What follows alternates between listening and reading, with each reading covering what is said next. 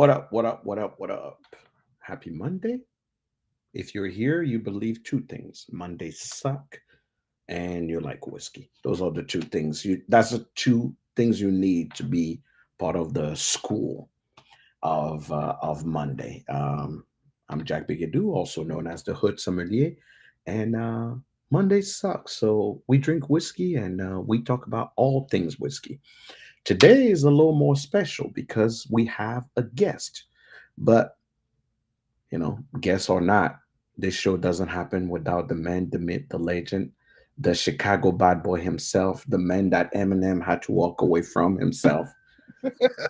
Man, I don't know if I could ever live up to that intro. What's up, man? That was badass right there. I'm gonna have to Yeah, we I have need we that have as my we theme. have to hype you up. We have to hype you up a little bit. We gotta have some music in the background that comes in the back of that. Yeah, just out here, just hype, just going like, hey, Right, who's this guy? right. I'm trying to talk to a guy right now, to actually do a jiggle for us. Yeah, I saw him on TikTok, and I thought like I'm like this guy is good because he created this jiggles, but jingles. My immigrant Tourette's is kicking in. Um, he created these jingles, and Yeah. the whole thing of the jingle is to say that people didn't like something he've done. Like he'd be like, my girlfriend asked me to do the dishes and I didn't do them. And when I wrote this song, she got mad because I wrote this song. And it'd be like fire beats, but it's always something stupid. So it's like, okay, dude, like I love what the guy do, but I'm like, hey, that would be a guy that would write it. Just since his Monday sucks, obviously. Uh, it's something that we will want to see. But if you here, thank you for joining. Thank Um, you. thanks for being here. Today we have an old man as a guest, so he needs to go to bed early. So we need to make sure that we are we have him in bed as soon as possible, so he doesn't cry about it. Uh, he's probably one of the best people on the whiskey internet that I know, and I've been trying to get him on for quite some time, and this is my opportunity to have him on and to chat with him and see exactly what is happening in this distillery, what's happening in his world. This distillery produced so many things that it's almost hard to keep up with things that they have going on. So for me, I always have been curious. The reason why is because they also are in Georgia, which Georgia is not Georgia? Georgia is not known for whiskey. That's the first thing. Let's get that right first. Georgia is not known for whiskey. Georgia is not known for anything beside amazing food, amazing strip clubs. You got to put that there, and they got peaches. That's what Georgia got going on. So when obviously we got things that happen as whiskey in Georgia, I think these are the OG. The first time I heard whiskey in Georgia, this distillery was the OG before the other people came about. So we've been doing this for a while. Funny thing is, I've had a couple of their bottles, but I don't.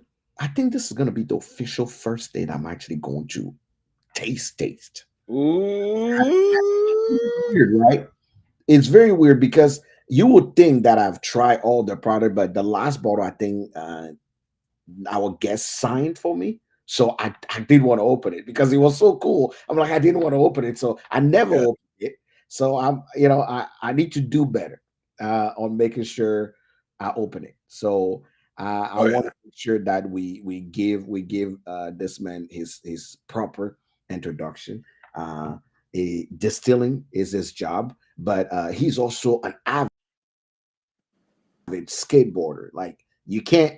I knew him more as a skateboarder than whiskey guy because on the internet, I'm like, whoa, come on now, relax. You're way too good for us. So, ladies and gentlemen, if you're here, let's give a nice welcome to the man himself, Mr. White. I'm gonna say that White Hickman. That's the best way to put it. White Hickman. That's how I'm gonna put it. What's up, my man? How you doing? What's going on? Hey, Nothing. happy to be here. Welcome to the show. Happy to be Welcome. here. We Thank are you. Thank happy you. you were here. We are happy you're here.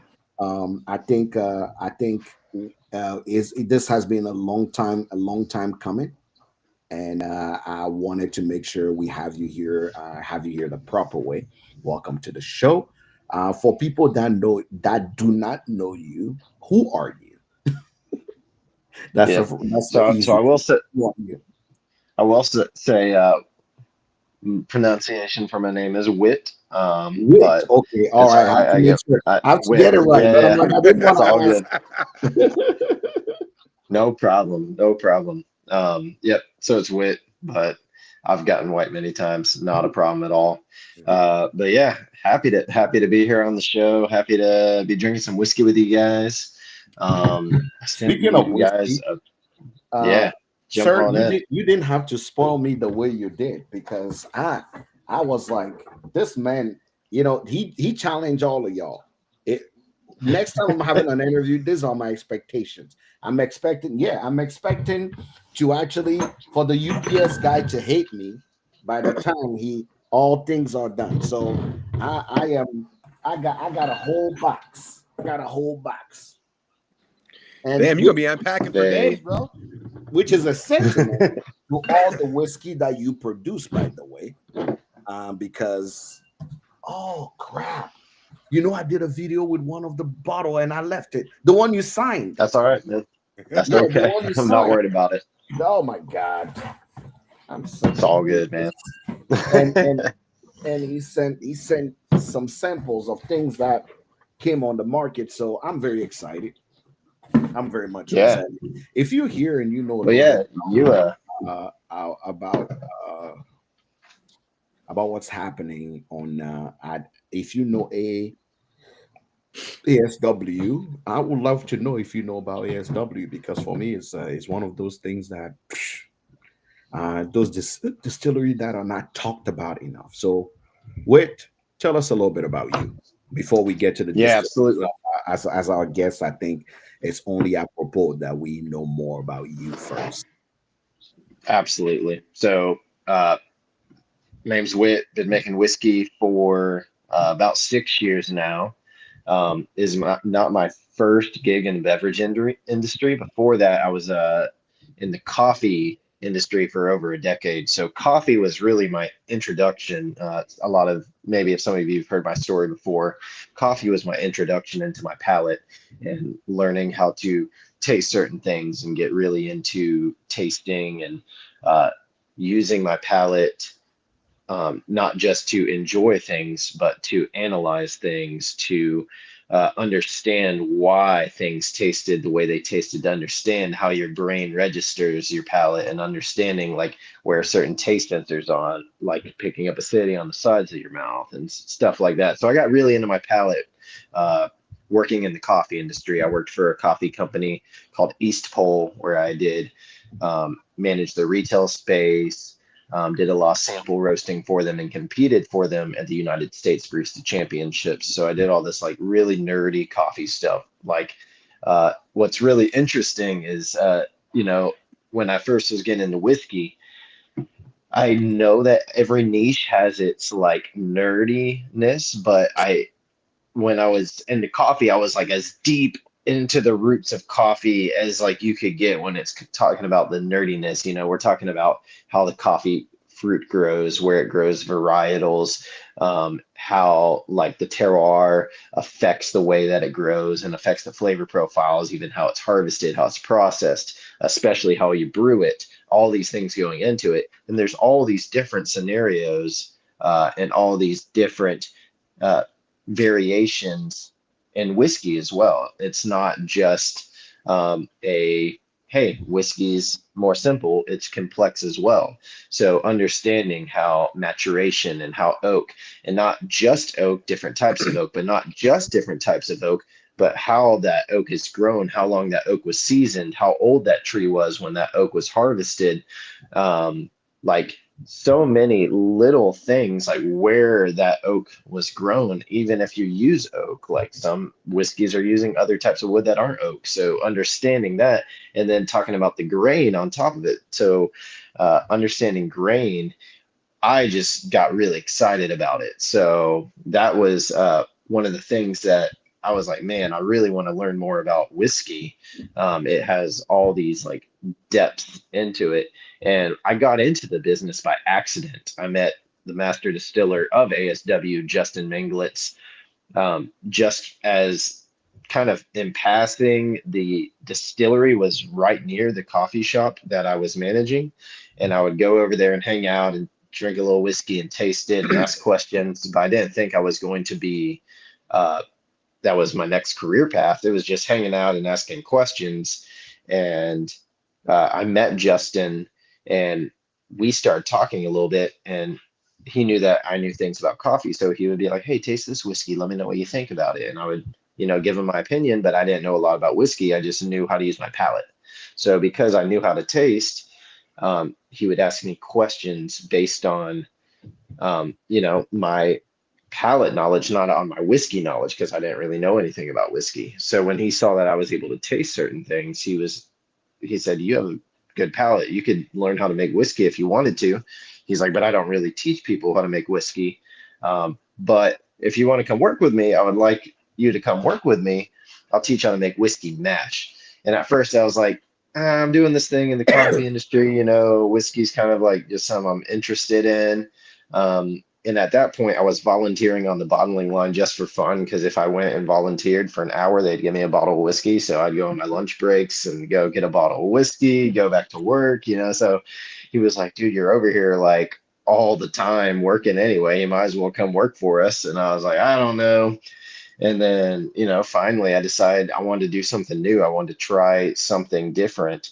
And man, I've been there ever since. So 6 years now at ASW. Started literally as a volunteer on the bottling line, worked my way up to where I was packaging manager on the bottling line, and then making the whiskey mash. And then from making the whiskey mash to assistant distiller.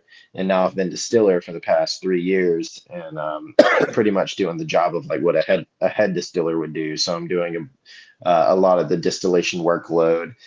Justin's even let me design a few things, which Jack, you were saying how we have a lot of different whiskeys. We do have a lot of different whiskeys, and we're constantly designing new whiskeys, at ASW. So I've gotten to participate in designing some of those whiskeys. A lot of whiskeys I've designed won't be out for another few years because that's just the nature of the beast. Since I've been designing whiskey for 3 years, we're looking at another 2 or 3 years before those finally hit bottles. Correct. But I mean, yeah, that's mostly my story in whiskey.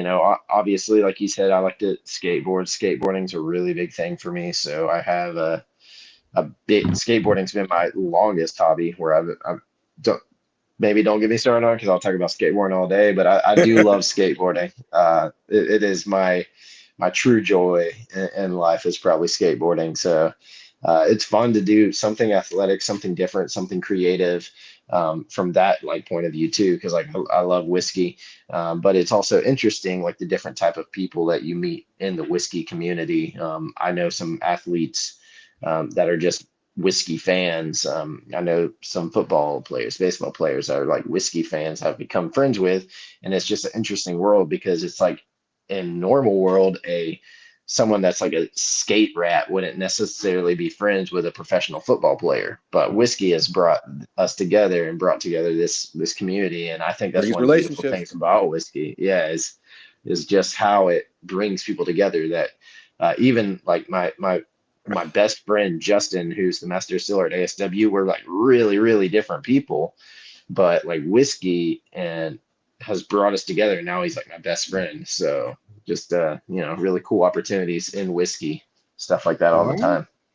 It's cool. All right. Before we get to know the distillery itself, if I had to start pouring something, where would you have me start to meet or quote unquote to for the first meeting of AS? Okay, okay, all So right. So the so soul. yeah.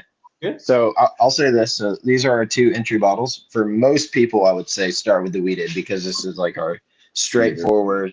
Mhm. It's a 92 proof. It's really easy to drink.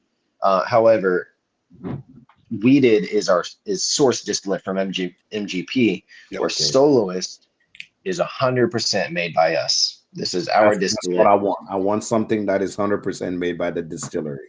That this is our distillate, and not only is it our distillate, but it's pot distilled bourbon, so All right. very unique. We'll get into it in a little Yeah, bit let's do it. Let's as we do it. get to know the distillery itself. The color on this whiskey is insane, though. Yeah, yeah.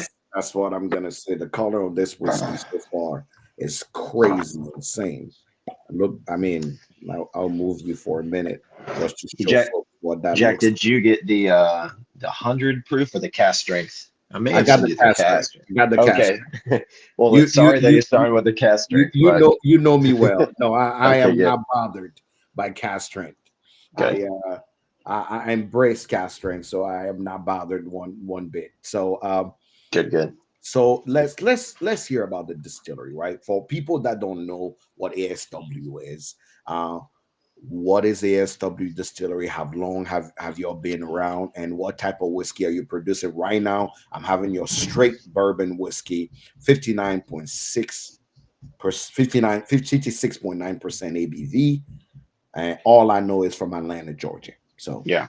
Yeah, so let's start with ASW. So ASW is a distillery in Atlanta, Georgia. It was founded by Jim and Charlie. Um, Jim and Charlie were so Charlie Thompson, Jim Chastain. Jim and Charlie were roommates at UGA, so University of Georgia. A lot of college football fans know, the Georgia Bulldogs or UGA, like lots of fans of that sports team all over the world, but it's also a college. I mean, that sounds dumb me saying that, but like, it's a college sports team, but college, they were roommates at that college. And they just clicked over there, both having this love for specifically rye whiskey, where a lot of people like whiskey and a lot of people, would like bourbon or scotch, but not many people like rye whiskey. So when they first figured out each other's love for whiskey was found in rye whiskey, they were like, whoa, that's pretty interesting. So then they kind of decided it'd be fun to maybe go on this adventure and do something like go into business together, do like a rye whiskey type of like thing. So it was really founded with this love of rye whiskey. And then I forgot to grab a bottle, but the distillery, um, whenever they were deciding what they wanted to do, they were like, we know we want to make our own distillate, but Jim and Charlie were like, we don't know who or what. So they started taking applications for a distiller, and they were expecting maybe like third shift at Brown Foreman or some people that were like maybe getting their feet wet. But instead, what happened was this man named Justin showed up for an interview, but instead of bringing his resume, he brought a bottle of whiskey, threw it on the table, and said, "This is my resume." Came in liquid form. And then they tasted it and they're like, "This is amazing. What is this?" And he was like, "There's a single malt." They're like, "We want to do rye whiskey." And Justin's like, "How about we do a single malt rye whiskey, whereas 100% malted rye?" And that's kind of how we got into doing like weird things, because now American single malt has a standard of definition, but at the yep. time, you know, it was just like there was no true standard definition. So we were just like, as long as it's 100% malted grain, we'll just say this is 100%, like this is a single malt rye, it's 100% malted rye, or this is a single malt bourbon, it's 100% malted corn, which now there's a standard of definition. Yep. But at the time, we were getting away with putting stuff like that on the labels, because there wasn't true, like we were breaking into this experimental side of whiskey where, everything was this traditional mash bills and the traditional way that whiskey was made. And then Justin came in and said, "Hey, we're going to make whiskey different." They hired Justin on the spot. He designed the stills, designed the distillery, and decided, "Hey, we're not going to be doing column stills or continuous column stills. We're going to be doing traditional pot stills." So it really gave us that focus where we were able to hone in on big flavors from the distillate. So when we're talking about Soloist, which is our distillate, like it is really thick. And most of the time when you get something that is that thick, you're going to be getting it from an excessive amount of time in oak, like 10, 12, 15, 18 years in an oak barrel or a double barrel or, finished in a toasted barrel. Like extra oaking is usually what gives it that thickness. But because we do a pot distilled distillate and we have a certain way that we do our distillation, we get a lot of thickness from our distillate. So then when you put that on new oak, where a lot of pot distilled spirits will go on used oaks in Ireland and Scotland, they'll go on used oak. So because we're doing thick distillate on new oak, we're getting like this big beefy spirit, this big beefy whiskey at a Bold. young age. So that Soloist I think that's 6.5 or 7 years old, that specific bottle. So it's less than 10, but it drinks like it's 10 plus. The Those are the good ones. Those are the I good ones. will So I will tell you right now. The word for this whiskey is bold, even though it's cask strength. But the one thing mhm, that mhm, pot still for me is very interesting, and I feel like it's the most difficult way to make whiskey, right? it's mhm. not it's not like column where everybody knows where it's going to be. You can cut here and that. The little that I know about distilling, at least I feel like pot still are the hardest one to work, because you almost go by smell, taste to do the cuts and what you need to do. Mhm. So if it's done right, it's amazing. If it's It done has to be wrong, more it's precise, a I think. disaster, right? Yes, exactly. So That's so for super that true. reason, so this is a straight bourbon. Like this is your straight bourbon. It's cask strength. What is the mash bill on your average or your straight bourbon? Are we Yeah. still? What Yep. we looking at? So Soloist is technically a 4 grain. It's 55% corn, or as I like to say, 900 pounds of corn, because my mash bills in my brain are all in pounds In and pound. bags. So we have 4 55-pound bags of wheat malt. We have 3 55-pound bags of rye malt. We got 3 bags of Munich malt, which is a barley malt, 2 bags of a smoked barley malt, not peated, just to be clear, and then 1 bag of a chocolate rye malt. So that is the mash bill in bags. Now, if you want to know percentages, I think it's like 13.2% of the wheat malt, and it's like 10.4% because everything we do is so small. We're talking 1,000-gallon mash tun when we make whiskey. So people will ask me sometimes for crazy whiskeys like Soloist. They're like, "What's the mash bill?" And I'm like, "I'll tell you exactly how many pounds of each thing, not percentage." Just because that's So like is it from so it's mostly is it mostly corn and malted barley then? 55%, yes, 55% corn. And then malted barley is the secondary grain. Malted wheat is third. Malted rye is next. Really tied with malted wheat, except part of that malted rye is chocolate malt. So two different barley malts. I will say one thing here, and this is not it's not a negative way at all. Sure. I've never tasted something like this. All right. More precise. It is weird in the sense that it's making me think. Mm-hmm. And I love when a whiskey make me think, but then I hate it at the same time because now I have to use all my faculties. And we are Monday, and Mondays suck. So,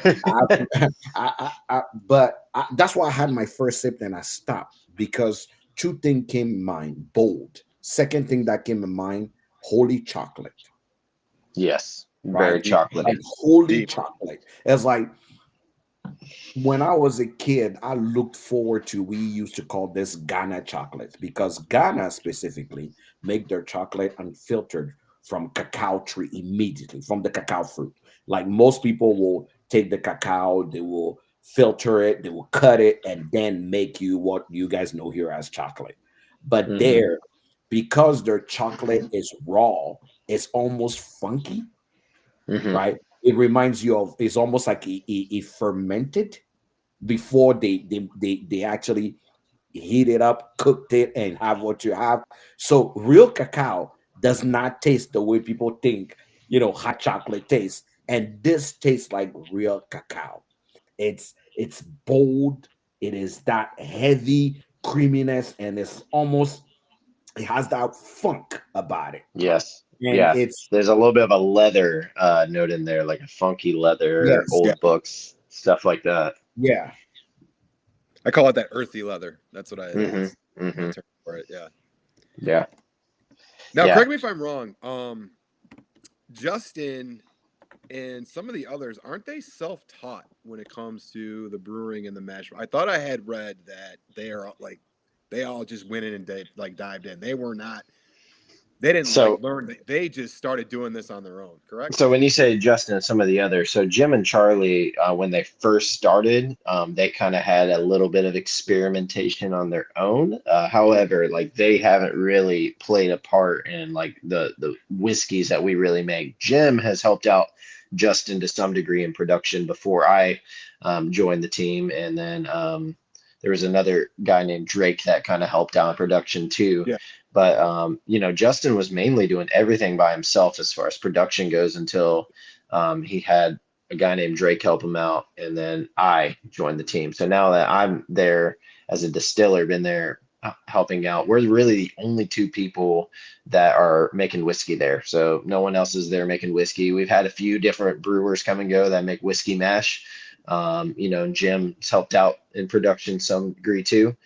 We do have two other distillers that make gin and vodka. So Jerry is our head gin and vodka distiller or head of unaged spirits. And then Previn, he's our packaging manager and our assistant distiller for the unaged spirits. So they have them, but when it comes to the whiskey side of thing, it's just me and Justin. Got It's it. me and Justin. We make all the whiskey unless we source the whiskey, which we do because for a lot of our whiskeys, like some of our Fiddler products, like the Toasted, that is an MGP. And I think it's important for people to, you know, not only see me proudly stating that we source whiskey, but understand that, there's multiple reasons to do it.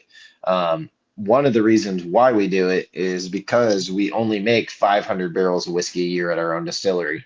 So when we're selling way more than 500 barrels a year, it doesn't make any sense for us to, not have some amount of sourced whiskey. But what it does do is it makes the stuff that we make, like Fiddler Soloist or Duality Double Malt or Tire Fire Single Malt. It makes all these whiskeys, a little more sought after and special because we're only making them for 1 or 2 weeks out of the year, which means we're only making 10 barrels a year of Yeah. like, you know, 10 barrels of a lot of our single malts a year. And then that's it.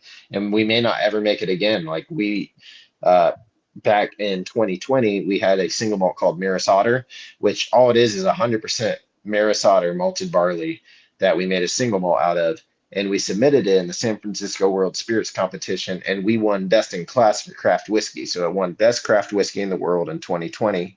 And well, first of all, no one cared because 2020 is the year that the world fell apart. Literally, we won in March 2020, and that's exactly when the world fell apart, the same Yep. exact month. So no one cared that we won best craft whiskey in the world.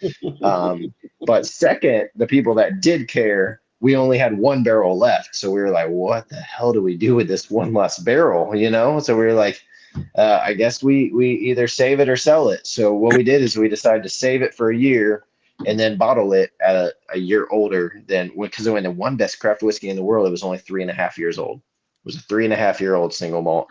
And then we re-released it again at 4 years. But now we have more that we've made because it won that award and it's not even ready yet because we want to release it at a 5-year-old spirit.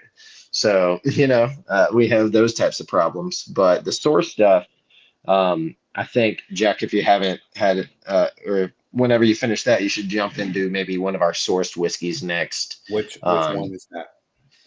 So, uh, do you, So before we jump into that, I want to sure. understand Yeah, let's talk the about it. difference between the ASWs that you guys release, like the Hmm. Duality Hmm. or the versus the Fiddler. Is the Fiddler kind of a series that you guys create, or I want to understand what differs. Let's say right Sure. now I go, I'm going to tell people to visit the website to go about it, and I realize it is broken down Hmm. into all the brands, right? So you have Hmm. like is it Resurrection? Um, Resurgence, right? Resurgence, Tire Fire, and then Fiddler, right? So I want Yeah. to understand what is making the difference between things that you guys are creating. So as somebody who may not know ASW is their first time, how do I make the difference? Do I know that if I buy anything Fiddler, it's gonna be 100% what you guys are producing, or I want you to guide me as a consumer to understand what am I That, looking at? no, that's a really good point because I think there is a lot of confusion with that, and rightfully so. So, Fiddler, um, Fiddler, the name came from two things. One, our master distiller Justin is a accomplished fiddler. Like he wins fiddle competitions. He's really good at playing the fiddle. I think we've even posted some videos together where he plays some old time music. But he's a really good fiddler. And two, whenever we source whiskey, we wanted to fiddle with it before we put Ah, it into a bottle. So originally, like our first fiddler that we ever released was called Unison, and that was a blend of our spirit, Soloist, and MGP that we had sourced. So we fiddled with it by blending our own spirit with the source MGP and putting it in there. The second thing we released was Fiddler Georgia Heartwood, which I usually have some around. It's like a white label, kind of looks like this one, but this is the antique. But Fiddler Georgia Heartwood is it was fiddled with by taking source distillate and then adding oak to it. However, whenever we released Soloist, this was different because it was 100% our own distillate. The main thing that they wanted to do is I think they wanted to transition to Fiddler becoming our bourbon brand. So all of our other spirits, like Resurgence, was going to be our rye brand, and then Duality was going to be our double malt brand, and so on and so forth. However, the there's still a little bit of maybe disconjunction with some of it because Fiddler as a brand took off where the other brands kind of hovered down low. And I think a lot of that was because it was a bourbon brand. So what we did is we made it our sourced brand, but also did our bourbons that we made under Fiddler. So you're gonna have to be in the know. Also, you could just look at the back. If you look at the back and it says uh, distilled in Atlanta, that is 100% our own distillate. If it's on the back and it says distilled in Indiana, then it's sourced. MGP. So yeah, it's MGP. So I mean that's the dead giveaway. I'll just tell everyone right now exactly which ones under Fiddler are our own distillate, so they know. Fiddler Soloist is our own distillate. Fiddler Syncopation, which is 100% malted corn. It was like a one that we did kind of like a hazmat release of it recently. Some of them are hazmat, some of them are hair under hazmat. That is our own distillate under the Fiddler line. And then Unison was originally a blend of our own distillate. That one is, however, discontinued. May come back at some point, but we replaced it with Weeded, which is all sourced, and it has a portion of double barreled in it to make it like nice and like thick and meaty, having that like nice thick spirit and sweetness to it. So yeah, that's pretty much everything that's Fiddler is sourced except for Soloist. So Okay. that's the short answer. Okay. And a couple Because others. myself, I was a bit confused. I'm like, okay, I Hmm. don't know which one is which one is what. So I Yep. wasn't sure how is it that, how would that go, or how, that is. But now it kind of makes sense now because it was a little confusing. Louis, do you have Sure. any It, questions? if it is ASW though, and it's not Fiddler, it is for sure made by us. So we do another sports one called Hunker, which is like a Georgia football one. That's a source one, but anything ASW that's not Fiddler is our own distillate, which I think is like 20 different whiskeys at this point.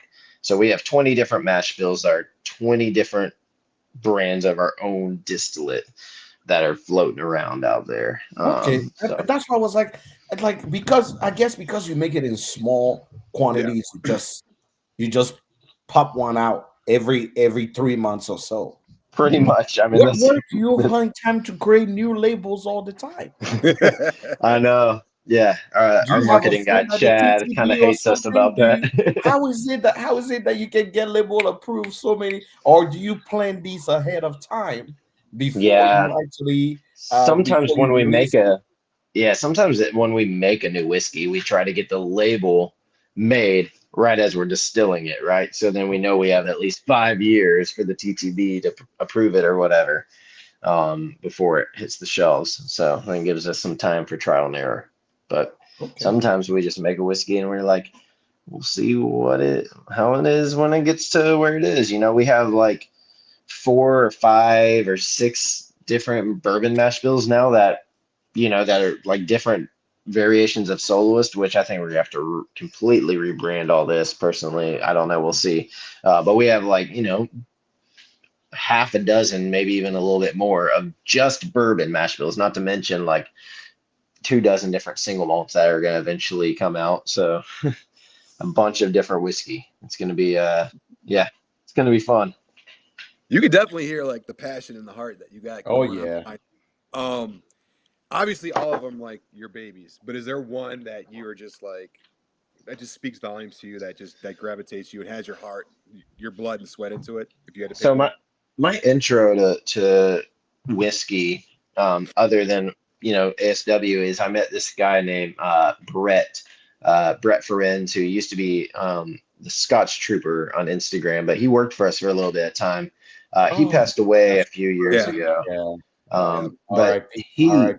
Scott Trooper. yeah, rest in peace, Brett. But he taught me a lot about whiskey, and he was a big Scotch guy. So he let me taste a bunch of these different Scotches, and I was like, "Oh, this is so good! I love it." Before I was really into bourbon, I was a Scotch guy.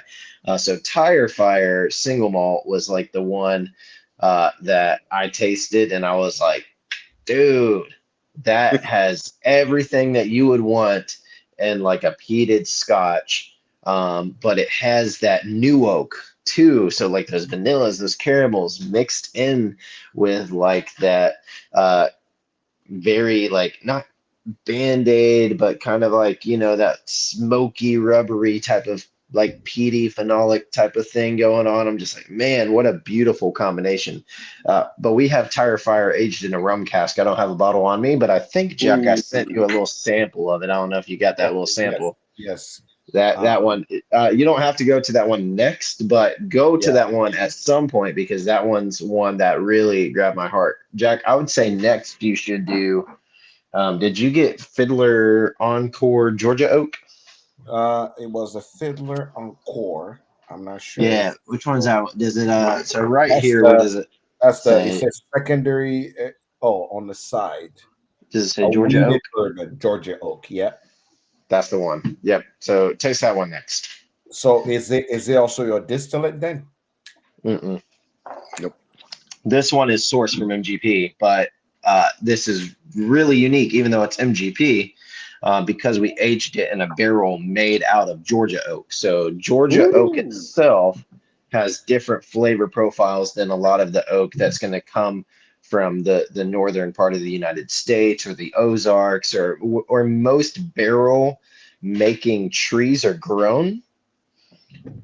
Georgia trees don't really grow in a way that's, from what I understand, is good for making barrels. Oh, So when we were talking oh, to the local I'm cooperage, sending you a sample of this because the nose the nose is very attractive. just yeah, I mean, just hearing Whit, man. I just It's what it I can feel literally it coming six from your yeah, years, voice. So I can feel it. 51% corn, 45% wheat, 4% malted barley. Um, and you guys aged it. How long did he spend in the new charred oak before you moved it into the Georgia? 4 years, and then the Georgia oak's 2 years, but it's also charred, so it goes towards the aging. So that Georgia oak is a charred oak as well. So it's a char 3. But I was just man, about to ask the level of char, so it's a char. yeah, And yeah, it's 6 years old. that is Comes at correct. 121.4. Now, does it Yeah. drink like it? Does it drink like it? That's the ones that I always find that are We are tangy. we are we are about to find out this Yes. Georgia oak business, but the nose is fruity. Definitely that Georgia peach Hmm. that you get on the nose right away. It's very peachy on the Yeah. Gotta have the nose. roots. Gotta have the roots.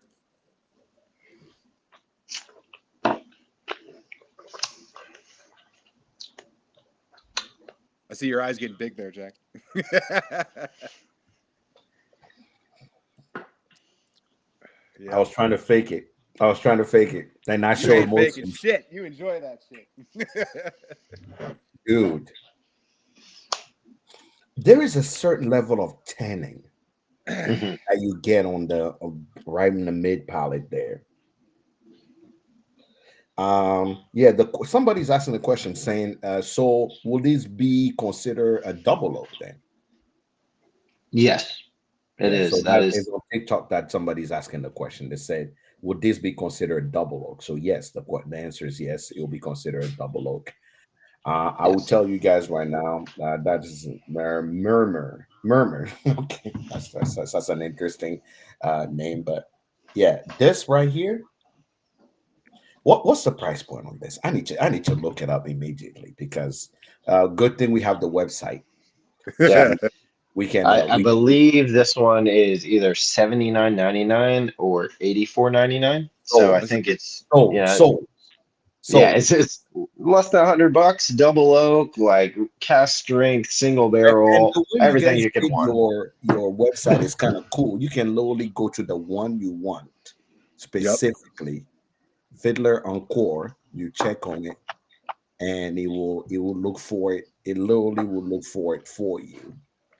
Yeah. That's kind of cool. That's very cool. Like a kid with a new toy right now, Jack. I, I'm I'm I'm telling you now. I am I you know what, you guys may be onto something. That's No, awesome. seriously, you guys may be onto something because what if somebody said Georgia Oak, I'll be like bullshit. That's another gimmicky thing. Sure. 74.99. That's what it is. It's Castro is 74.99. Look at that. 174.99. That was less than what I was saying. Even You can't better. even beat that. 74.99. Can't beat it. I am You can't beat it. I am bamboozled. Yeah. Who knew the secret to changing some MGP to taste like something completely different is Georgia Oak. Wait until There you you get go. into their toasted. Wait until you try that toast. Oh, the toasted. Yeah, yeah, yeah. Do you which toasted did I send you, Jack? The toasted bourbon, toasted It's rye? a toasted the rye. Yep, Oof. do that next. Do that Please next. do that one next. When I had tried that one, I because you guys sent me a bottle of that last year, and when I had tried it, hands down that was the best toasted of 2024, and I even put that in my review. That was the best toasted Yes. I had in 2024, Yeah, dude. and that was the first time I that I tell had you ever what, tried any of your this bottles back This last year. Georgia Oak, we need to make sure Louis have this Georgia Oak in his We'll in make it his happen. We it won't. is you know what,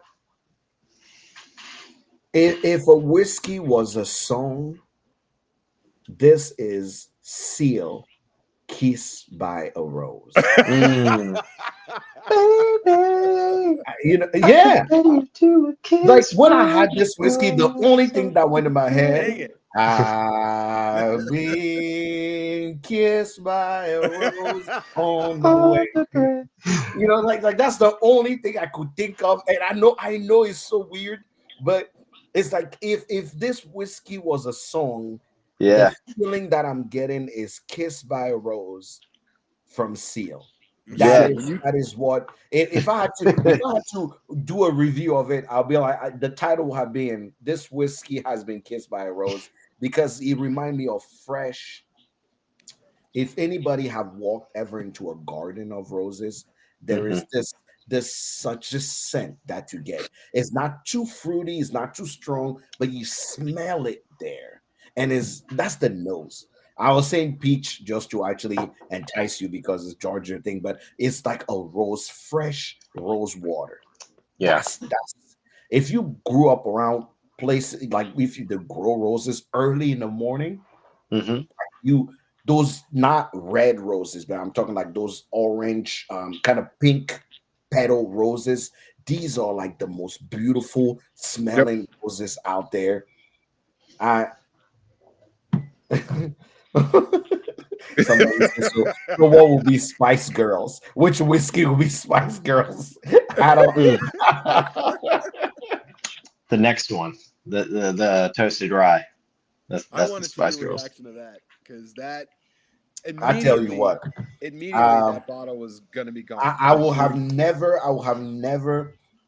I think when I'm going around whiskeys, when I'm doing my next class of whiskeys from around the world, I'm gonna Hmm. throw this in for people to try Yeah. because when we talk about the importance of oak and how they it can affect the taste of a whiskey and people don't believe it. Um, this I don't know what is in this Georgia oak, but there's something in there that's making me sing Seal, Kissed by a Rose. So All You just day. love I that love something song it. tonight, don't you? I love it. I love it. So good. that is what's happening right now. But So good. so your toasted rye, is it 100% your stuff, or is That it is MGP. That's MGP. that's MGP. also MG? However, I 95.5 will. rye. That's the magic It number. is. 95.5 rye. It's really it's 95.5 rye, but there's something special about it. You just got to taste it. So you said this also was finished in toasted barrel, but Yep. char one. Char one, char Char one one, heavy toast. char one heavy toast. I am confused. I'm Confucius. Just Yeah. just take it in, Jack. Just take it in. I just oh my god, you're gonna be like, Okay. what the you're So gonna be like, what this the hell? you guys get to experience me first time, first hand, having the toasted for the first time ever. Um, all right. I guess. You All clean right. you drink some water, clean your palate So for clean your so I'm palate gonna, what, first. I'm gonna reset my palate completely because Reset it. I want to have the full effect. You gotta because so while you do that, I'm gonna talk a little bit about toasted. So we were another we good one. were a little late to the toasted game. Because like everyone been doing toasted for maybe a year or two before. How is your We toasted different than mine? There's a toasted bourbon. Oh, okay. I was like, that's not the toasted I have. Yep. Yeah, Okay. it's toasted bourbon. So yeah, you have the toasted rye, the toasted bourbon. I did not get the toasted rye out, so I'm just gonna drink the toasted bourbon. But the toasted project was something that it took us some time to do it because some of the finishes were 2 years in a toasted barrel. Some of them are 2 months in a toasted barrel. So what we would do is a lot of people would do a toasted finish for like 4 weeks to like 12 weeks. So that 1 to 2 month to 3 month range was like where people were doing toasted finishes. But we were like, let's see what happens when you leave it in a toasted barrel for a year or 2 years. So that one's 6 months. Yeah. Okay. This one is finished for 26 months. So 2 years and What, two two months. years in a Two, toasted barrel? 2 years in a toasted barrel, but 20% of this was finished for 7 weeks in a toasted barrel. So this is what we did with our toasted project. I think the one you have is it's either a single barrel or it's a singular finish. This one's a dual finish. So with our toasted bourbon specifically, we wanted to do a dual finish because you get different notes at different ages and different Let me finishes. interrupt you. Let me Okay, interrupt you. go ahead. Go You ahead. guys just sit around and go, what is the craziest shit we can do? No, I'm very curious. Like, do you guys sit down and you go, you know what? What do you think this was the craziest thing we can do? And somebody go, you know what? While I was taking a shower this morning, I wondering if we leave this whiskey in for about nine more weeks, what will he be like? And somebody's like, "Yeah, let's do it." Yeah. But see, The one thing I would add is you mentioned it earlier. What you said that it was out, the toasted was out before you guys started doing it. Yeah. But my opinion, when you brought it out, you guys brought it the fuck out, and it Thank you, it man. it it brought it into a whole new level. And that's what we And were trying to do, you know? it That's was like exactly. it exceeded my expectation. It was like holy shit! Like this is the toasted of the future. Hell That's yeah. how. I mean, that's the only way that I know how to explain it. Yeah. So yeah, when you brought it out, you brought it out.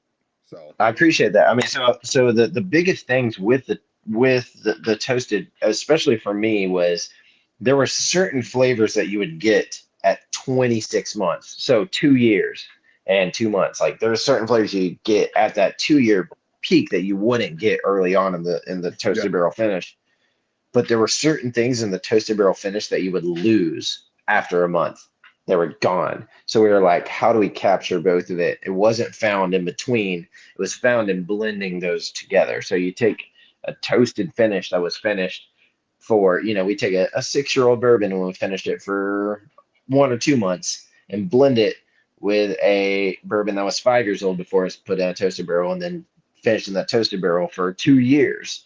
yeah. So we're blending this this 6 and this 7 year old together to like make this combination of flavors that I think play nicely together. But the toasted rye was one of those that um, we found that sweet spot and we're like, let's just keep cranking it out right in the sweet spot.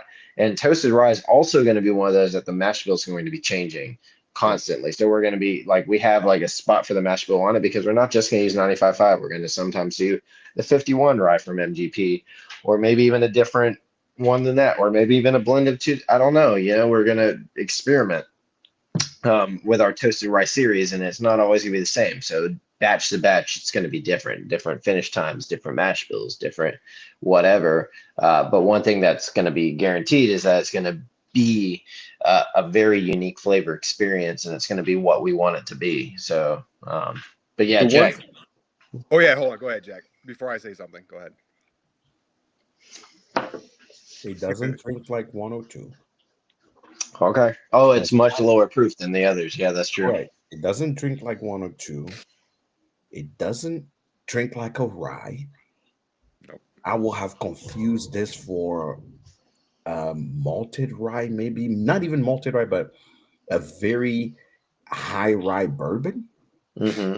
I would have confused that with the sweetness in the front versus the just the spice level that you expect. It does not drink like 102.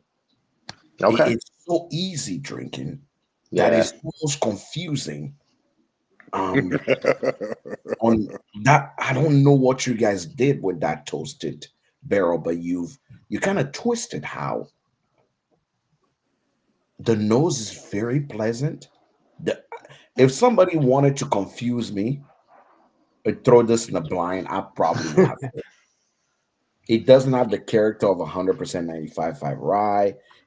That toasting probably mellowed it down Hmm. and it has made it very round. So it's so enjoyable to sip.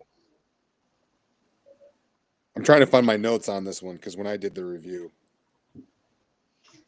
Yeah. the Curious. one thing that I like about your guys' toasted is that because there are some toasted that just come in hot and then they kind of trail off.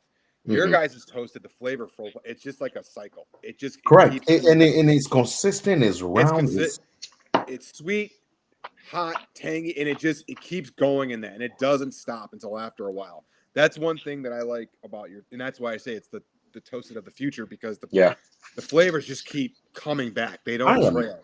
I am confused about this one because it doesn't taste like anything that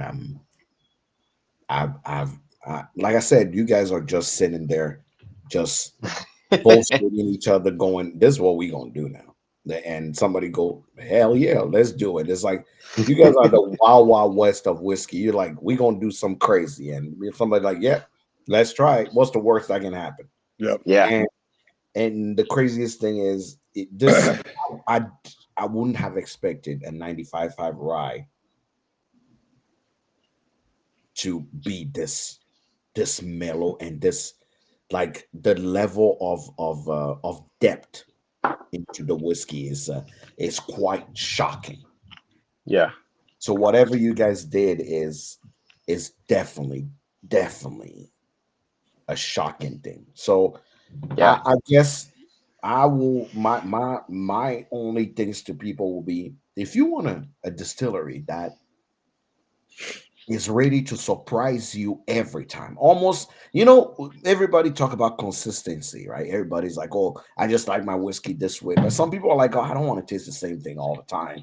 I kind of want to be surprised." You like Mhm. that distillery that say, "Oh, you thought you like this? Psych, surprise! We got something else for you." And I mean, it's said by the number of expression you guys Mhm. are going Well, there, you guys are I, putting out. I think that's part of the thing with us having so many different mash bills and things too. Because if you want consistency, we got it in the weeded Oh, and the the weed antique. is really The good. weeded and the antique, these are going to be super consistent. So the antique is going to be an 8-year-old bourbon that is pretty much the MGP that was just so good that we didn't want to mess with it. We didn't want to mess it up. We didn't. It wasn't broken, so don't fix it type of thing. Yeah. Like this is the first unfiddled fiddler that we ever did, because we almost felt bad about doing that. We're like, do we should we do something just to put in a bottle because it's fiddler? And then we realized, wait, you know what? If it's not broken, don't fix it. If it's really good, like whiskey integrity is more important Yeah. than trying to keep up with whatever the label or the brand's doing. Like Right. whiskey integrity and product integrity is important. So we're not sitting here saying that everything that's a fiddler product has to be fiddled with. So when we had the antique, it was one of those products that like this is so good, this MGP is so good on its own that we're just going to put it in a bottle. Like this is the first product that we ever did. And then also the weeded, that is another product that's really consistent. So these are the two. Like if you want something consistent, go for the weeded, go for the antique. But like you said, Jack, if you want something unique, do the toasted, do the soloist. But those are like our light, I would say, unique light. If you want something unique, wild, go for the tire fire, go for the duality. These are different. Go for the syncopation. So let's talk about this tire fire that you guys had.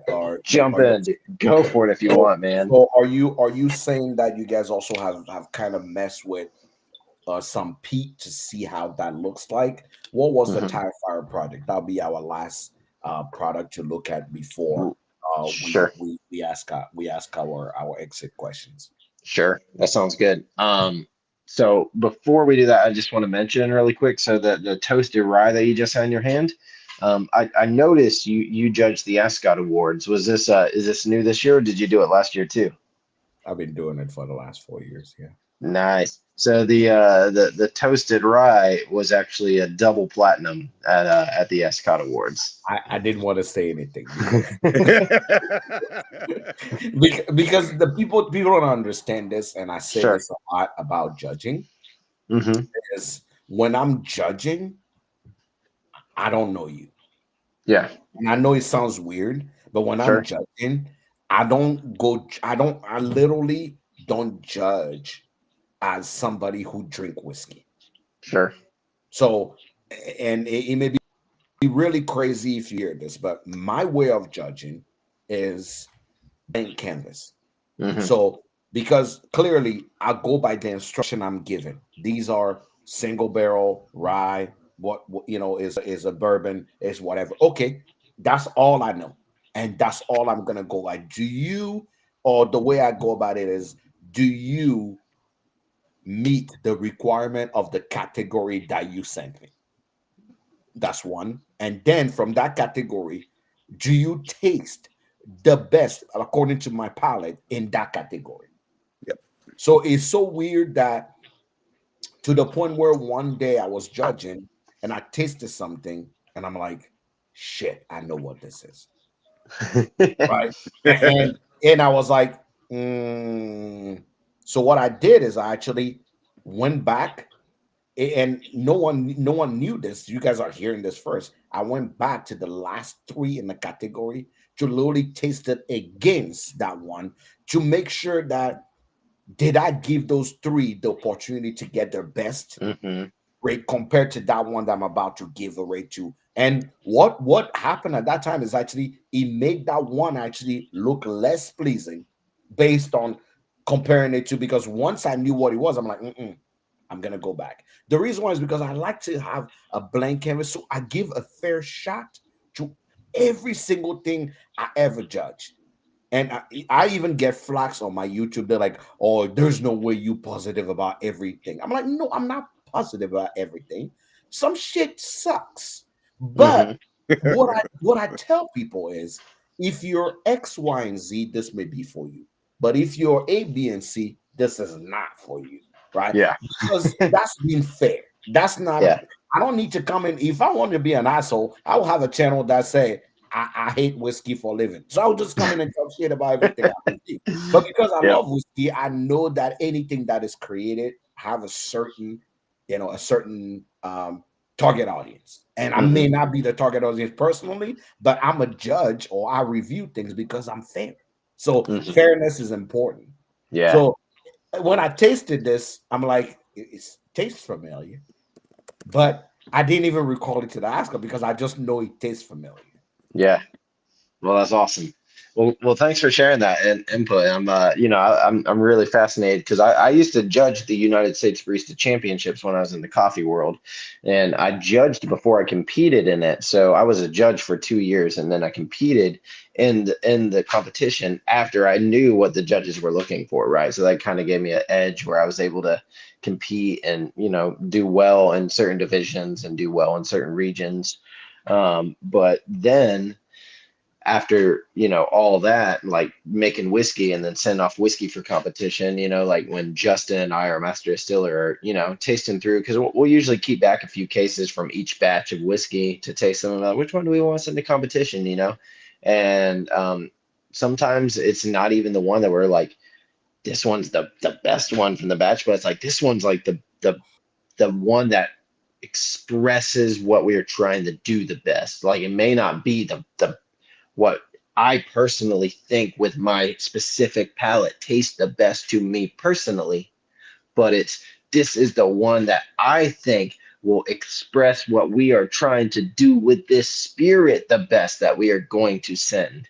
And just having removing that preference and that personal side of it. And that's a really difficult thing because as a person, I have specific preference, but as a whiskey maker, I have to think about the masses. I have to think about everybody tasting this, or I have to think about the division and the competition that's entering to send the whiskey, and like there's all these little things that are, it's so unique and nuanced, but also so much fun, and I love to sit here and nerd out about it with you guys and nerd out about it with whiskey people. But yeah, man, jump into that tire fire, which I'll say So Tire that Fire, is what's the a Tire Fire project? Why is it called Tire Fire to well, begin first with? let me, Jack, let me ask you this. Do you like peated whiskey I'm a before pig you? head. I'm a pig Okay, head. okay. I'm a Because pig like head. I've had some people My that last are post, my last post is about Octomore. You can tell I'm a pig okay, head. okay, good. I, Um, I tell people all the time. I say, and you may not have heard this before, but I tell people this: we are whiskey friends if you like whiskey, sure. but we are whiskey best friend if you like peated whiskey. Because peated And whiskey is a dividing subject. So not everybody, when me on a cold night, exactly. If either is Ardbeg, either is Octomore, either is a Colila, either is Bunahaben, or either is Lafroig. For me, as a Pete head, clearly, I just walk in and go, you know, that's what I want to drink. But mhm. again, I know we are friends if I pour you everything. I know we best friend when it comes to whiskey. When I pour you Pete whiskey and you have the same face I do when you go, Yeah, that's it, right. So, that's awesome. Well, I'm, oh, I'm gonna okay, yeah. okay, So okay. you jump into that. I Yeah, I didn't want to open this bottle just because I'm probably gonna give it to a friend, but I was like, you okay. know what? I'll go. I'll reach for this Ardbeg. I haven't tried this one yet. I don't know if you guys have tried it. It's like the 14. I think it's I've tried I did try. I went to a tasting with Mhm. Daniel Crow from Glenmorangie, and I had the Okay. taste with 14 and the 17 Oh, entomologies. nice. Uh, yeah, you want to lure me? That somebody Bourbon Fine posted something like, "Oh, I'll never get kidnapped Yeah. by," and it's like kidnapper. Is that for me? You want to lure me? It's like giving a kid, calling someone the white van and giving candy to a kid. Give me a peanut whiskey and probably lure me to 80 alley. You can lure me and probably take me out. Yep. But Pete is a divisive subject when it comes to Hmm. whiskey. No one, not everybody. You either love it or hate it. I've never Yeah. seen.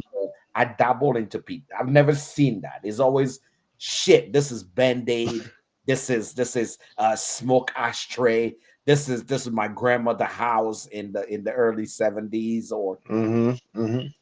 the people go, oh my god, this is barbecue. This is a smoke fire. This is there's only two school of thought. Yep. Lewis, what school of thought are you in? Impeded? Oh man. I'm man. It's Uh, okay. It's okay not to like Pete. It's okay. You don't have to like. I tell people all the time. Like people are commenting here. It's like Heated. somebody Okay, says so it tastes like it tastes. There's so many rabbit hole you can get into. heated. It tastes like an ashtray, The one. Okay, iodine, so Band-Aid. You So, know. so I'm not seeing the live chat. And so if I'm missing No, no, anyone like asking a question, I'm happy to answer that's, anything. you won't see that, but Okay. there is a few questions even that were asked. So I will ask you that right when Louis tell us if we are just friends or we are best friend in whiskey. we're gonna be friends. We're not best friends. The one thing about peated is I remember when I was younger, and it always brought this taste back to me. I remember I took a sip of a flat can of Pepsi, but my father put his cigarette out inside of it. And when I Uh, had tried that's my that, favorite tasting note. That's my favorite tasting note is Pepsi can cigarette. I love it. So and good. when I had tried it peated whiskey for the first time, it just brought back that childhood memory. It's definitely one that I'm not. I got more to learn. I've got more to grasp on that. So it's like it's I not mean, my and thing it, yet. take, it It's takes not my time. thing It yet, takes but it time. It could takes be. time. It could be. Yeah, So it Yeah. takes time. It well. I think this tire fire specific. What type of peat did you use? What type of peat did you use for it? So that is sourced directly from Scotland. Okay. It is peated in Scotland in Inverness. So it's not Isla peat that I know of. It's Inverness, Scotland, peated in the Highlands, brought to us, and then we distill it in Georgia. So How it's old is it? everything.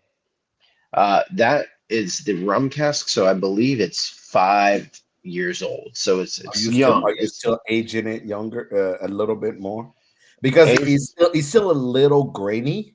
Yeah, yeah. I It's love the peat aged on it. on new oak and then Correct. finished in the rum cask. So I'm yep. I'm wondering if you guys used oak. What would that be like? Because it's like I'm tasting it like compared to peated whiskey. My expectation Hmm. is like okay.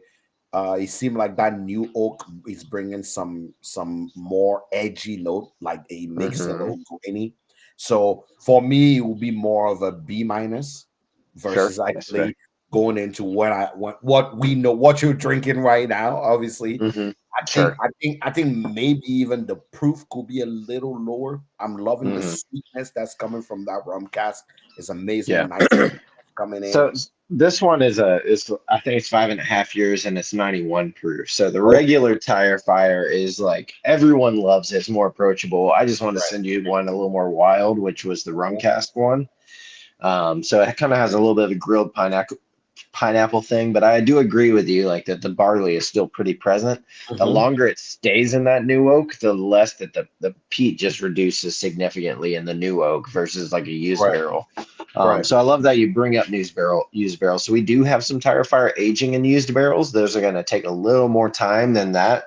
We're probably gonna, we're gonna try to give it 6, 7, maybe 8 years before we either finish it or bottle it. So those are gonna take a little more time, but we do have the used oaks in the plan. It's just new oak was something that we could do and release now, because like once you start getting this cross of tannins, there's a certain level where the spirit and the tannins like elevate a little too much with single malt or peated single malt. So it was, trying to balance those tannins, but not, overdoing it. But then you lose this peat significantly, and then the tannins ramp up.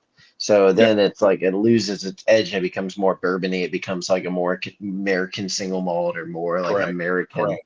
like flavor So profile. So that we're was my trying thing. to I'm find, looking at it and I'm like, yeah, it's it's not. I had to understand it a little more before I actually enjoy it. Being a few that's fine. questions. Somebody That's asked, fair.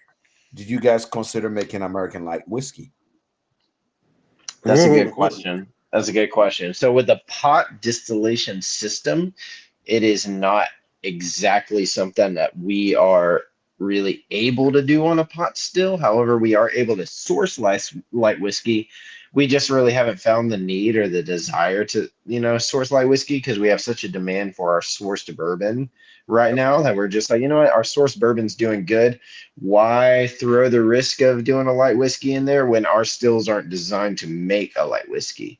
Um, like because of the certain proof that a light whiskey has to be. Yep. We're just not really able to do that easily on the stills that we currently have. However, so if you want some transparency, like most of our spirits come off the stills at 130. So, Mhm. but bourbon has to be below 160, but our spirits come off at 130. So they come off already pretty low. So they need little cut reduction to get to a barrel entry proof, which makes it where we can also have that more or oily, flavorful spirit that we talk about. But trying to get it above 160 is really difficult. So The question also come to ask, have you guys ever or have something finished in tequila barrel? we do. We haven't released it, but it'll be out soon. All right, you heard it here first on the truth You on did this hear it here on first. this No house. one You heard knows. it here first. There is some tequila that is coming. There's some tequila finish that may be coming. It'll So be it'll be it'll be coming probably this year in the next 3 or 4 months. Maybe all right, 5, 6. We'll see. all right. It'll be here. Well, We'll be here. we are It'll be looking here. forward. We are looking forward to it. If there's something you want the average consumer to know before we let you go, the average consumer to know about ASW and the things that are coming up, what would you want the average consumer to know? Yeah, I think the biggest thing is, there's all these different craft brands out there. There's all these different, um, you know, whiskey companies and distilleries.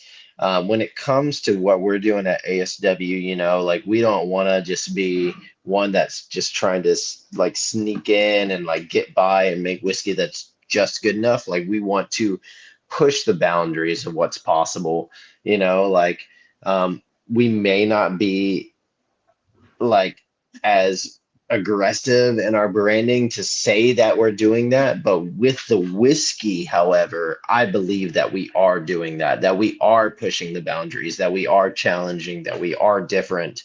So if you're looking to try something different, or if you're just looking to try something like when Justin, our master distiller, has been making whiskey for 25 years, when him and I put something in a bottle, we both put our stamp of approval on it. It's not going to be something that's just like, this is kind of good enough to put in a bottle. Let's do it. Like we've encountered brands where we're going out and doing research and development where we've tasted stuff, I'm not gonna name names, but stuff that I'm just like, man, why did they put this in a bottle? Was it to just meet the quota, or was it to, just to sell it, to get it off out of, you know, wondering like, why was this put in a bottle? Was it just to try to sell it? Like, did they think the branding was going to do it? Like, we try to get things where it's like our whiskey itself. We're not trying to like make a flashy bottle or like our story is part of it, but we're not trying to make this fancy story that gets people to buy whiskey. We're just trying to make really good whiskey, and we hope that people realize that and taste it and see that we're, doing something fun, and that Justa and I are going to push the boundaries, and we're going to do a bunch of different shit until something sticks. We're going to do something new whenever we can and try to push the boundaries of whiskey and have fun with it while we do it. So I think if I was to say Amen. something, it'd be all that. Yeah. No, absolutely. We appreciate you being here.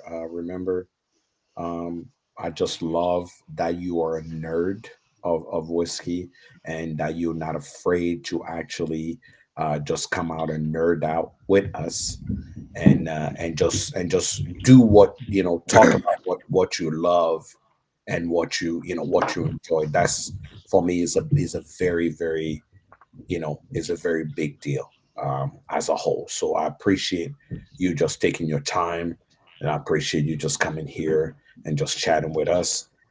Monday sucks is your home. Every time you have Hmm. something to say, we are Hey, I we are appreciate we are that. open to listen, Yep. and we'll love to know more. So anytime you want to be here, don't be a stranger. We'll love to have you back anytime. We'll 100. Mhm. I would love to be back but also we got to do it a little bit earlier because Tuesday is I gonna know, suck for me I tomorrow. know, And I know. being in But that's Georgia, why it's like that's what why is it, Monday almost sucks. We midnight? want you to go to work tomorrow and go, yeah, yesterday sucked bad. So that is the point of Monday suck. That's why we make sure all the kids are in bed and everybody's is out before we start talking Yep.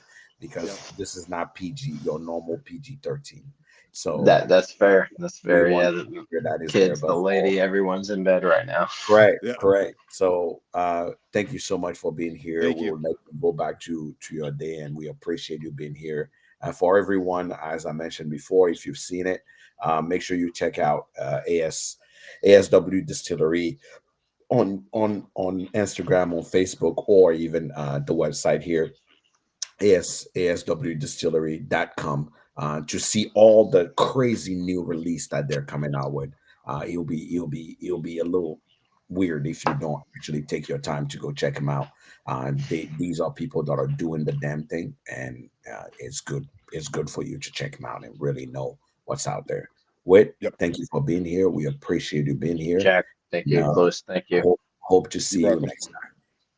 Yeah, see you Thank you. soon. See ya. Later, man. Look at that.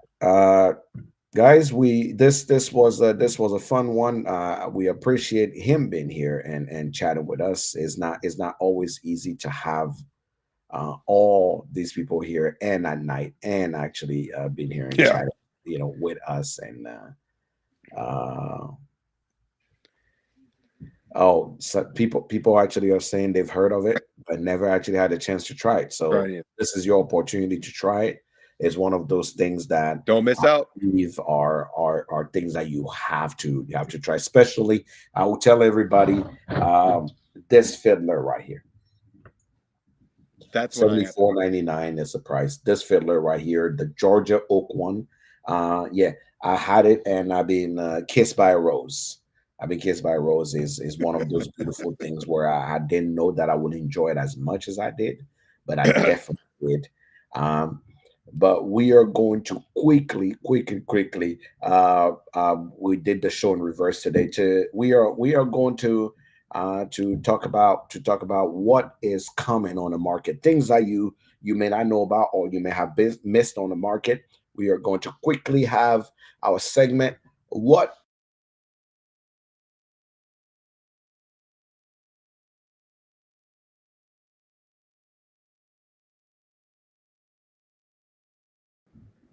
What is coming on the market is with our man Jacob from Jacob. Common Whiskey. We will listen to what he has to tell us about all the things that are coming in the market. If you miss it, this is your opportunity to know all the things that are coming in the market. My man Jacob goes on the TTB and see everything that been approved or everything that is coming on. So take a minute and listen to our friend Jake tell us all the things that are coming on the whiskey market. There we go. Hey, it's Jake with Coming Whiskey reporting the whiskey news for the week. So we have 45th Parallels, a 7-year wheat whiskey finished in a sherry cask. Lasso Motel has a 4-year Kentucky bourbon. World Whiskey Society has a 12-year Kentucky bourbon finished in pear brandy casks. Penelope has barrel strength bourbon, but the big news is that it is a blend of Kentucky and Indiana, not just Indiana anymore. Old Dominic has an 8-year bourbon that they distilled. 13th Colony is releasing a single barrel of the Double Oak. Some controversy there. St. Augustine has a bourbon with Armagnac cask. Christine Riggleman Reserve is a Irish-style whiskey with a sherry cask finish at a silverback. Forbidden has a single barrel wheat whiskey or wheat bourbon that is selected by Fred Minnick. Chicken Cock Reserve has their New Orleans Bourbon Fest selection. Walleye Rye, which comes from Black Fork Farms in South Dakota. Buzzard's Roost is releasing a toasted French oak cask. Casey Jones is releasing a collaboration with the city of Hopkinsville, Kentucky. Storytime is releasing a 15-year Kentucky bourbon that I'm assuming is probably the Buffalo Turkey, but it's proof to 100 proof rather than the cask strength we're seeing. Cedar Ridge is releasing 3 different versions of the quintessential single malt whiskeys. Lost Lantern is releasing a single malt with oak and grist. Stout Ridge has a bottled and bond American single malt, typically known for brandy. Sealbox has a 20-year light whiskey. A little confusion as the back label did read Kentucky, but it was a mislabel. It's not Kentucky. It was distilled in Indiana. Old Raleigh Whiskey Society is releasing a bourbon finished in an orange wine cask. Elkhart Gold Reserve is another one up. The Stanford Sessions Rye. Stranahan's in Colorado is releasing a banger in a 12-year single malt and their Founders Reserve. Rare Character Limited Release American Whiskey. New offering there.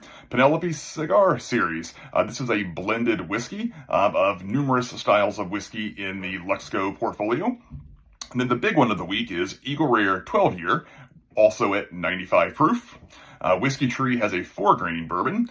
Lost Lantern is doing a collaboration with Cedar Ridge where they are releasing a 7-year malted rye. The World Whiskey Society also has a 12-year bourbon finished in Amontillado casks. Fair Play Straight American Single Malt is a big one because it's the first TTB filing for a straight American Single Malt. Stout Ridge also has a bottom and bond light whiskey. And 45th Parallel has a Richmond 10-year rye whiskey. So I'm Jay. That was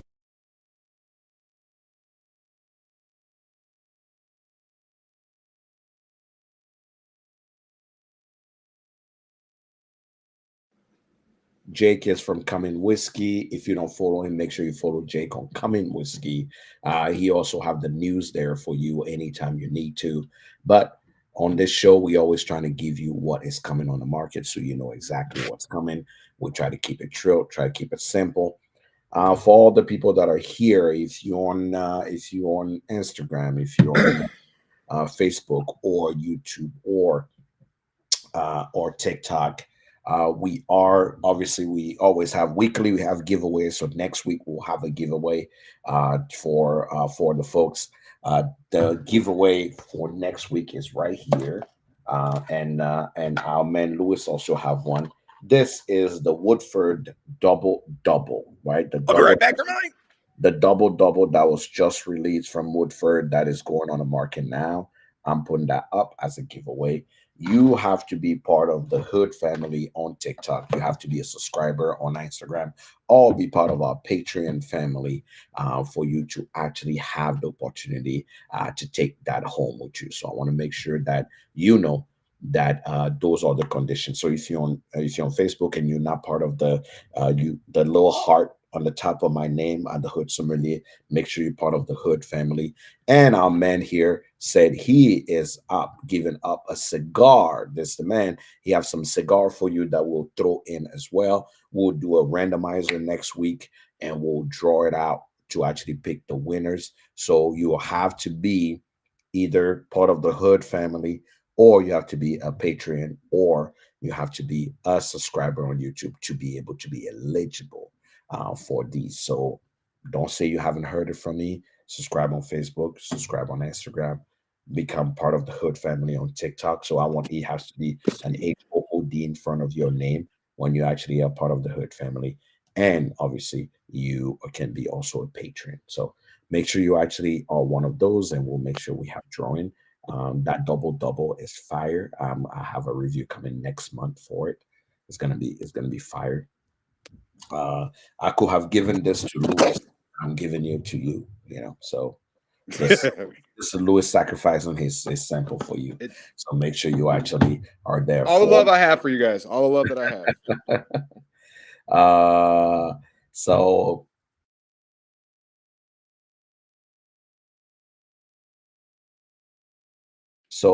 as far as news coming on the market. If you're here, make sure you actually become a subscriber. Like I said, make sure you follow Lewis. You have to follow Lewis too. So make sure you are a follower of Lewis. If you don't follow Lewis, you're missing out. You have Missing to out. follow Lewis as well. It's Facts. Bourbon Stills and Meals 79. Make sure you follow me. All I need is love. I appreciate it. All you need is love. I appreciate it, Murmur. I make sure you follow Lewis as well on all his channels. Another news coming: 30 days of Irish whiskey. 30 days of Irish whiskey's coming. News gonna drop the last week of February. News will drop on how we're gonna do this. We're gonna there's already a few Irish whiskey coming already. It's gonna be a banger this year. A lot of giveaways are gonna go down this year. It's gonna be so much fun. So Yep. we are gonna go through those. They're gonna be a lot of fun. 30 days of Irish whiskey. Yeah, so let's talk about it. Today also, Brown Foreman announced that one of the rick house at their Jack Daniel distillery collapsed today. This is not an easy thing. Rick houses, for people that don't know, most rick houses actually are built literally on pure science. So Yep. the rick houses are built literally on engineering. There's is not, most of these rick houses are wood made and built specifically. So there is times where those rick house can collapse because it's wood, Yep. and the wood can rotten, and due to elements of nature, it can happen. Brown Forman put a statement out. No one was hurt during that time, so we thank God for it. It's Yep. just whiskey. Whiskey is going to be, I think, as a warehouse 7 is where this happened. Um, Guys, Jack Daniel will be fine. It's just whiskey that collapsed. There's, no one was hurt. There's not a fire. Fire is what we need to worry about. Fire and whiskey don't go together, so that's what we need to worry about. But if it's just simply, a collapse, a few barrels will go to waste. Yep. It will be fine. Um, for all the people coming, if you are in Kentucky, in 2 weeks, we'll be having also, there is Bourbon Classic in Kentucky. They offer me a couple tickets. I cannot go, but I will be sure next show to actually put them up for people that want to go to Bourbon Classic. I can put up one of the ticket for you guys to actually go. It's one of those experiences where you get to try some amazing food, get a bunch of pours, and try a bunch of things. Another thing that is coming up, I have a dinner. I mentioned this. I have a dinner with Jim Beam. If you're so inclined, make sure you check it out. It's a dinner at Jim Beam at the Claremont facility. Is March 1st. March 1st, Jim Beam. Um, it'll be is one of those things that I would love for you guys to be there. Is Roots and Spirit. We have just some amazing, amazing, amazing food. I'm bringing Afro Caribbean food in collaboration with Jim Beam product. It's gonna be hot. It's gonna be good.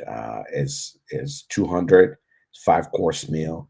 You get to actually enjoy probably some of the best that is there to offer, and maybe we'll sneak in something nice for you to drink that no one have ever had before.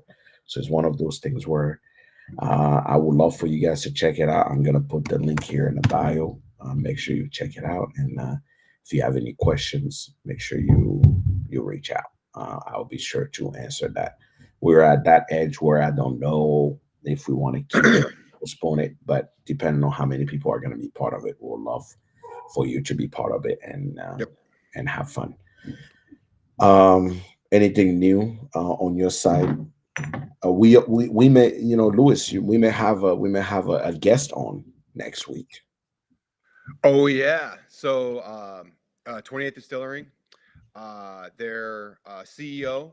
I don't want to give too much away, but I just recently did a review on their bottled Debonair. Happens to be, and I'm so happy to say this, happens to be my 2025 favorite all-time pour of the year so far. So I'm excited to have them on. We'll get the details out soon with that, but be ready for this bottle because it is amazing and it is going to turn some heads for sure. Again, my opinion. So that's what we got new coming up for sure. Debonair, you called it? Debonair. The Debonair. bottle And right here. I'll get it right here. and for all of you guys, who don't know, you're one of those people that already have it, but I will share it right now for people to actually know. Yep. I actually have your post of it. So Yep. this is the post.